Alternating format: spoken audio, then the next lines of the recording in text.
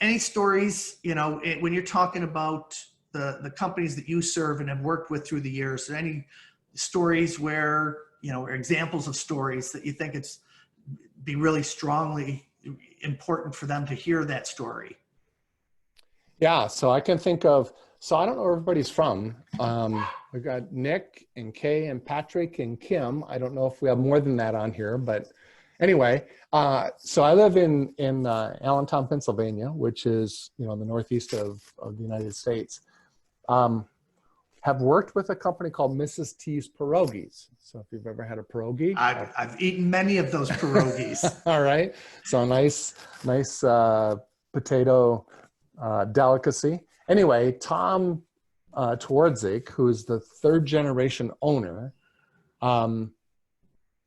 started working with him about 9 years ago. And so his family is from Shenandoah, which is this little coal town in Pennsylvania, which in its heyday was a great, it was the Ritz. In 1933, I think they put maybe like 30 to 35,000 men, basically men, I don't think any women, went down in the hole every single day. And, it was a big coal mining. All right. That's all gone away for the most part. And Tom's mom starts this little pierogi business in the church basement, making pierogies, for the church, as a church woman, et cetera. And then, his grandmother. And then his dad takes the business to the next level, and it kind of becomes, 60-mile regional or so. And then Tom's now taken this business to be, a full national business.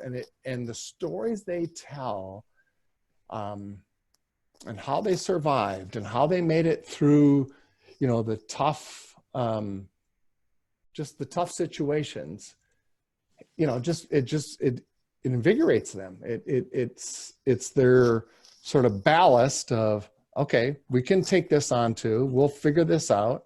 And they're just a great family story. And I think the big thing of that too is they're not, obviously they want current earnings, they want to make money this quarter, but they're really thinking out in the future. Like, this now has to get to the fourth generation. And right. I think that also helps them, in terms of their,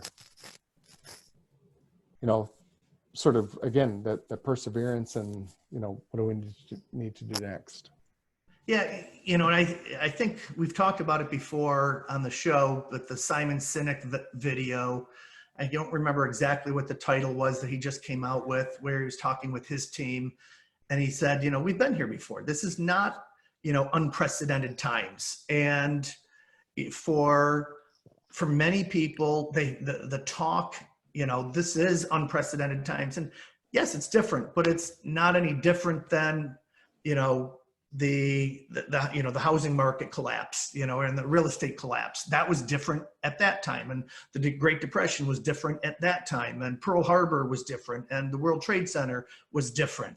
And so, these not unprecedented times, it's worth talking with the younger generation so that they understand we've weathered this stuff, and as a family, it becomes really important that we bond together. And I think there's some things that happen when people are hearing those stories and connecting with the fact that they've been there before, that it adds a moniker of resilience, and say, it's our family our family will, and we'll get through this and make it together. And so those sharing of the family stories is super important, and I would also throw in that the sharing of the family stories, not just with the next generation, but I would think with, there are family members that have married into the family, and they don't understand family business sometimes at all. And so it becomes really important at that point for the non-family members who may be even more scared, or, thinking that this is really very unprecedented times, to hear the fact that, no, we've been here before and we'll get through this. It'll be fine.